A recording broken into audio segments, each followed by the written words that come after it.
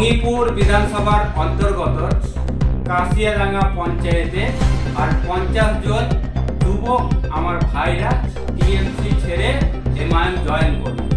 আজ মুর্শিদাবাদের সংখ্যালঘু মানুষ ভোটাররা তারা জেনে গেছে মমতা ব্যানার্জি সংখ্যালঘু এলাকায় ছলনা করে ভোট নিয়ে মমতা ব্যানার্জি সংখ্যালঘু মানুষকে ঠগিয়েছে।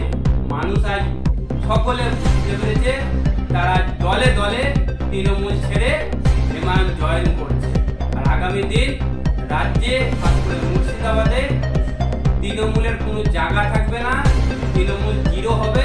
আর মুর্শিদাবাদে মালদহ বীরভূমে শক্তিশালী দল হয়ে উঠে আসবে।